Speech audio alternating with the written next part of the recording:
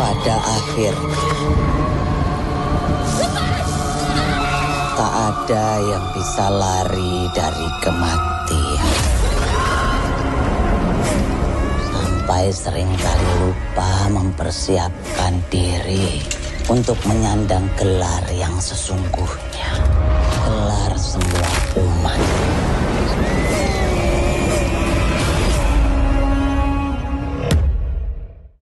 Berlatar di sebuah pasar, film berfokus pada seorang juragan bernama Mulwanto. Ia adalah sosok yang disegani oleh para warga karena kekayaan serta hasil kebunnya yang selalu melimpah. Pada saat itu ia berniat belanja. Belanja buat orang rumah. Sekalian Benar-benar ini silakan. Monggo. Setelah selesai, Mulwanto segera pulang ke rumah dan menyempatkan diri untuk melihat perkebunan karetnya. Di sana ia bertemu dengan Pak Lurah bernama Budi, yang kala itu mencoba bernegosiasi agar Mulwanto mau membagikan rahasia panen suburnya kepada para warga yang lain. Namun Mulwanto tampak tidak begitu tertarik untuk membagikan pengetahuan itu. Yang lainnya juga rata-rata itu hasilnya sangat sedikit. Ya nanti kita bicarakan lagi, Pak Budi. Ketika sampai di rumah, Mulwanto yang kala itu merasa kedinginan di tengah hari yang terik, menghampiri anak ketiganya bernama Yanda. Ia kembali menanyakan tentang perkembangan kuliah anaknya. Namun Yanda terlihat menolak dan enggan untuk melanjutkan kuliah, dan hanya ingin mengurus kebun milik sang ayah. Yanda ini kan gak mau lanjut kuliah. Ya kalau kamu nggak mau kuliah ya nggak apa-apa. Di sana juga ada Ajeng, yaitu ponakan Pak Mulwanto yang tinggal bersamanya sembari membantu keperluan-keperluan rumah serta menjaga peliharaan kudanya. Setelah itu Pak Mulwanto masuk ke dalam rumah dan menemui istrinya yang bernama Rahmi. Ia kembali mengeluhkan tentang Yanda yang tak mau melanjutkan kuliah. Sebab dari ketiga anaknya itu hanya Yandalah yang belum lulus sarjana. Dan menurutnya tidak etis di mata orang jika anak juragan tidak mempunyai gelar sarjana. Namun istrinya menyarankan untuk bersabar, karena keterpaksaan tidak akan membuahkan hasil yang baik bagi anak. Anakku bontot mung lulusan SMA. Siapa tahu nanti Anda berubah pikiran, Pak. Namun setelah itu Mulwanto mulai merasakan sesak. Ia berkata memang sedari tadi tidak enak badan dan merasa dingin. Sang istri menyarankan untuk istirahat dan nanti subuh Mulwanto bisa mandi menggunakan pemanas air yang diberikan anaknya. Wanto sempat kepikiran karena besok adalah hari wisuda anak yang kedua, namun keadaannya malah kurang sehat. Astagfirullahaladzim. Pak, mengucap Pak.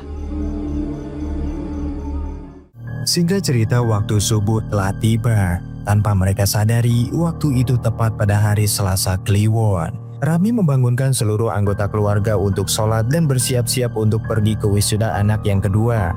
Namun saat Mulwanto akan mandi, tanpa ia sadari pemanas air yang ia gunakan mengalami korslet. Mulwanto kembali merasakan sesak dan akhirnya terjatuh ke arah air, yang membuat dirinya tersetrum dan akhirnya meninggal dunia tepat pada hari Selasa Kliwon.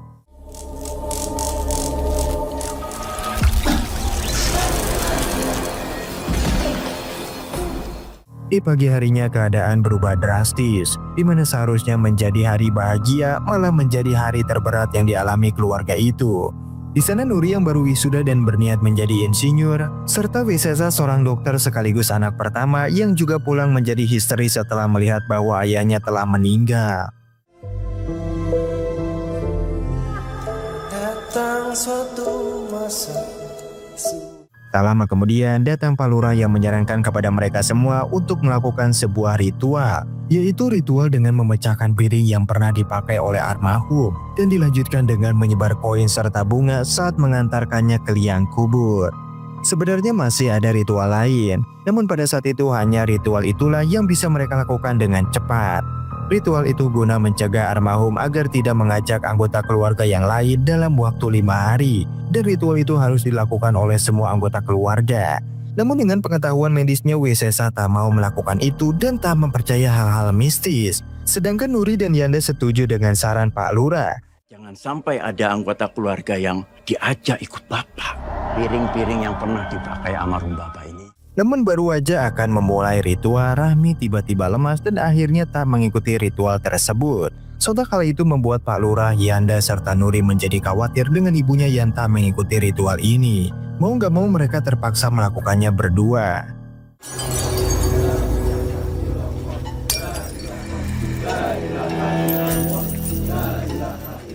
Pada saat proses pemakaman, Wisesa mengumandangkan azan di liang kubur bapaknya. Sedangkan Rahmi terus meratap dan berkata jika dia ingin ikut bersama suaminya. Ibu ikut.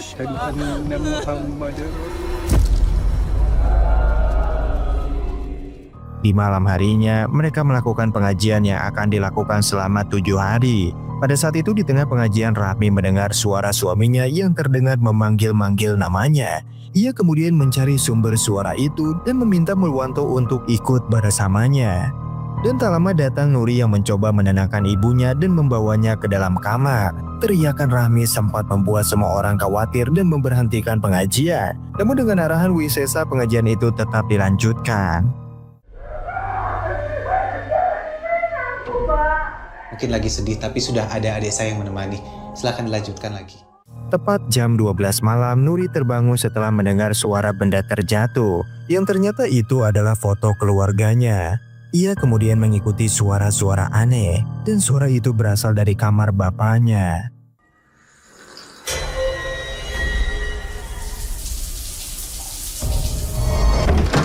Astagfirullahaladzim. Kenapa, Mbak? Namun ternyata itu adalah Yanda yang baru aja membereskan kamar tersebut. Mereka berdua kembali membicarakan tentang keadaan sang ibu serta bapaknya yang meninggal pada hari siang. Seharusnya mereka semua mengikuti ritual pecah piring. Pendapat itu dibenarkan oleh Ajeng yang juga khawatir dengan budenya. Namun datang Wisesa yang kembali menentang kepercayaan tersebut. Pak meninggal di hari sial. Nggak ada itu hari sial.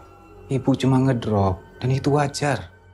Keesokan paginya Nuri mencari ibunya dan akan mengajaknya sarapan. Namun justru Rahmi tak ada di rumah dan Ajeng pun tak tahu di mana keberadaan budenya.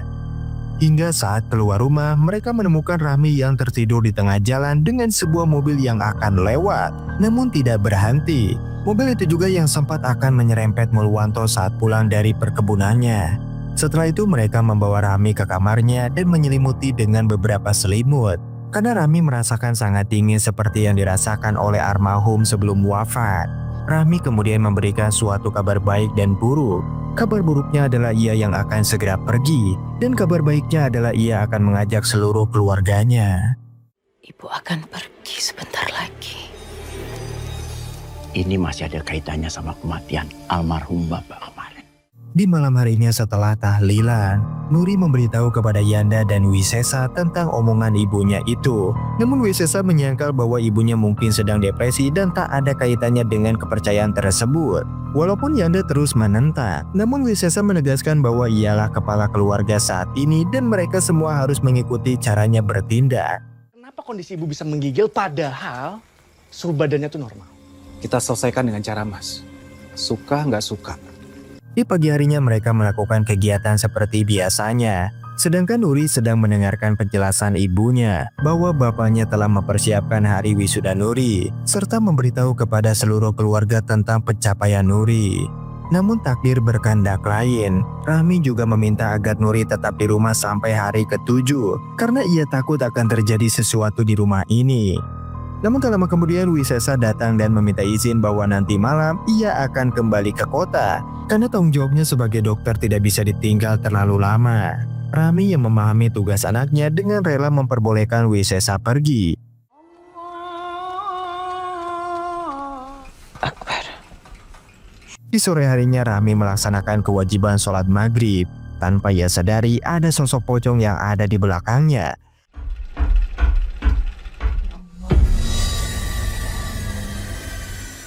Dan saat selesai sholat, terjadi korslet pada kipas angin yang ia pakai. Ia mencoba mematikannya, namun semua itu percuma. Ia kemudian mencoba memanggil anaknya, lalu tiba-tiba muncul sosok pocong yang tadi menyerupai suaminya sehingga membuatnya terjatuh. Yanda, Nak.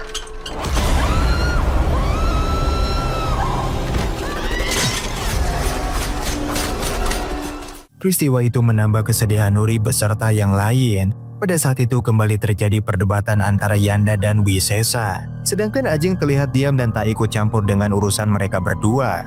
Yanda kekeh dengan kepercayaannya, namun Wisesa tetap tidak percaya dengan hal-hal mistis. Setelah itu Pak Lurah menghampiri Yanda dan memberikan sebuah alamat bernama Kampung Wiroatus untuk segera menemui dukun yang bisa membantu permasalahan mereka. Sekarang nunggu apa lagi? Kita nggak bisa diam aja. Kayak kematian itu hal yang bisa dicegah. Kemudian tepat jam 12 malam, Nuri yang tidur di samping mayat ibunya mengalami mimpi buruk yang membuatnya sangat ketakutan.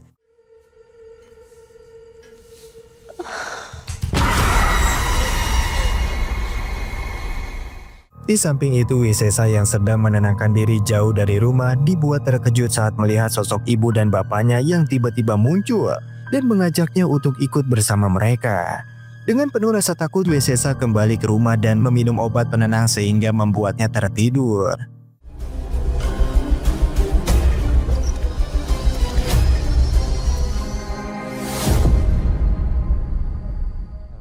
Keesokan harinya almarhumah Rahmi telah dimakamkan. Di sana Yanda kembali mengajak Nuri untuk melakukan hal lain untuk menghilangkan kesialan ini. Tak lain tak bukan mengajaknya untuk pergi ke kampung Wiroatus sesuai alamat yang diberikan oleh Pak Lurah. Karena sudah pasti Wisesa tidak akan mau ikut. Sementara itu Bimo yang sedang istirahat karena merasa tak enak badan, terbangun karena mendengar suara dan tiba-tiba muncul sosok ibunya. Ibu kesepian, Le. Sini. Ia kemudian mengeluhkan dirinya kepada Ajeng karena ia merasa kedinginan sedangkan di rumah dalam keadaan panas. Wisesa juga menanyakan di mana Nuri dan Yanda. Ajeng menjawab kalau mereka berdua pergi sejak pagi dan belum kembali. Di sisi lain Nuri dan Yanda baru saja sampai di rumah dukun sakti itu yang bernama Mbah Sukma. Opo sing gowo kalian jauh-jauh ke sini? Sementara itu Wisesa mulai khawatir dengan kedua adiknya. Ia juga menanyakan perihal Pak Lurah apakah selalu ikut campur urusan keluarganya. Ajeng mengiyakan dan menambahkan kalau dia juga khawatir Yanda dan Nuri telah terhasut oleh omongan-omongan Pak Lurah. Wisesa yang penasaran mencari petunjuk di rumah itu dengan menggeledah kamar milik kedua orang tuanya. Akhirnya ia menemukan sebuah bungkusan kecil berisi tanah kuburan. Ia kemudian memfoto dan mengirimkannya ke Nuri.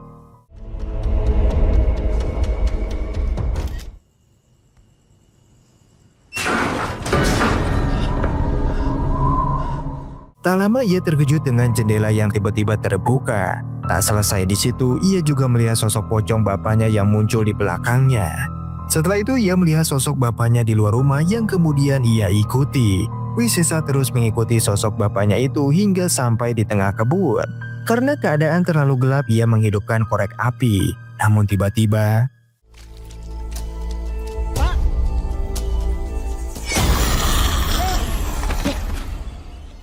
karena merasa takut ia pergi dari tempat itu. Namun tiba-tiba ia terkena jebakan yang jebakan itu memang dipasang di kebun bapaknya untuk pengamanan kebun karetnya. Sementara itu Ajeng menemukan kalau Wisesa tak ada di rumah. Ditambah keadaan rumah yang berantakan. Ajeng kemudian menghubungi Nuri dan memberitahu kalau Wisesa sudah menghilang. Mendengar hal itu Nuri dan Yanda akhirnya pamit dan segera pulang.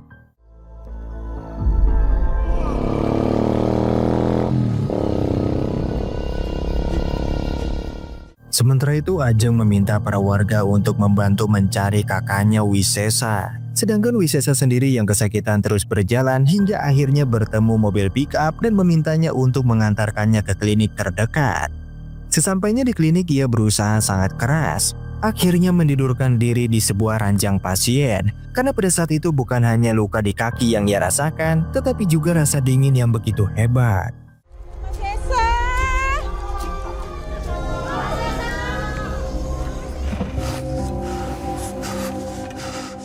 Namun tiba-tiba ada seseorang yang mendorong ranjang tersebut, yang ternyata itu adalah sosok ibu dan bapaknya.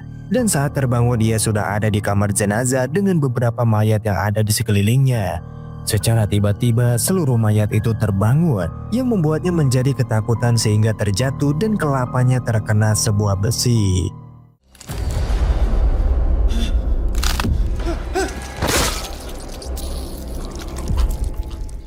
Di sisi lain saat Yanda dan Nuri sampai di rumah, Tiba-tiba mereka mendapatkan informasi kalau Wisesa ada di klinik terdekat. Dan ketika sampai di klinik mereka mendapatkan kakaknya yang sudah tak bernyawa karena kehabisan darah. Dan seluruh kejadian tadi merupakan ilusi. Yang sebenarnya adalah Wisesa ditemukan oleh penjaga klinik di bawah ranjang itu dan sudah meninggal karena kehabisan darah.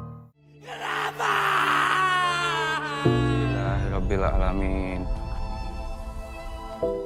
Meninggalnya Wisesa menambah kesedihan di tengah keluarga itu. Mereka telah gagal menyelamatkan kakaknya. Apalagi para warga yang memandangi mereka seakan-akan orang yang akan segera meninggal berikutnya. Nuri dan Yanda kembali teringat dengan masa-masa kebersamaan keluarga itu. Sayangnya Wisesa juga harus pergi karena tak mempercayai omongan Pak Lurah sebelumnya. Di tengah kesedihan itu tiba-tiba Nuri merasa kedinginan.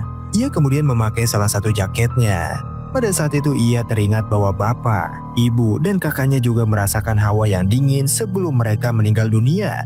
Nuri kemudian teringat dengan bungkusan yang ditemukan Wisesa. Ia mencari ke bawah ranjang tidurnya dan juga menemukan benda tersebut.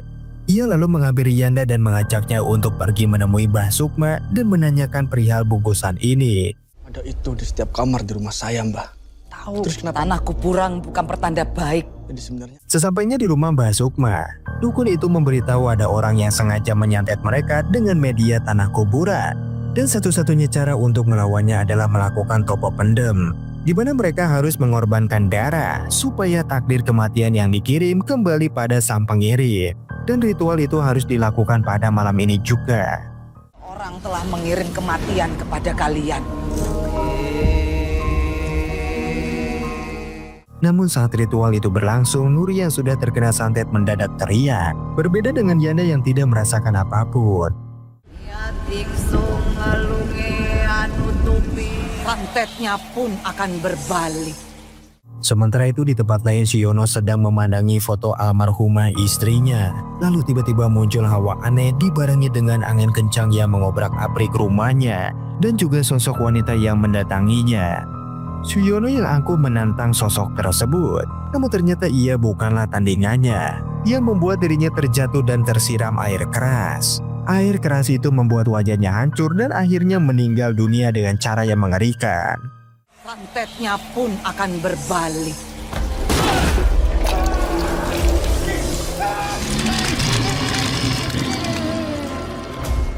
Dari sini kita bisa tahu bahwa sang pengirim santet itu ternyata Suyono yang merupakan kerabat dari keluarga Mulwanto.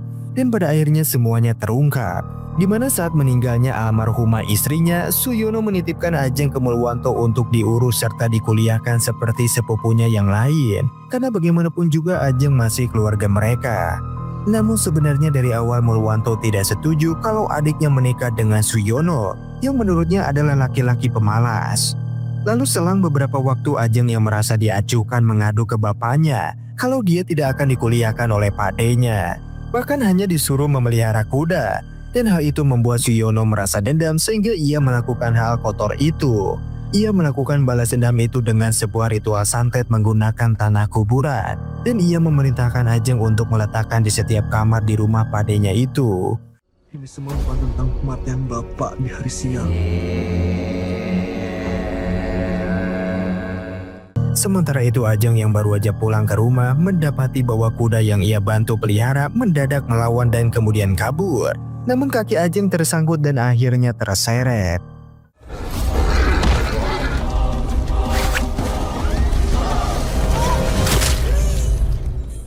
Singkat cerita setelah semuanya selesai, Suyono dan Ajeng kemudian dimakamkan. Nuri memutuskan untuk tetap tinggal bersama Yanda dan ingin membantu perkembangan desa. Karena saat ini hanya Yandalah yang ia punya.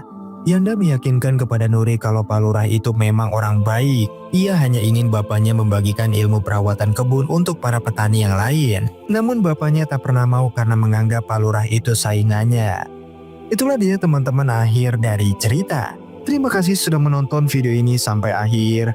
Jangan lupa di like, komen, dan subscribe agar kalian gak ketinggalan kisah-kisah menarik lainnya. Bye-bye.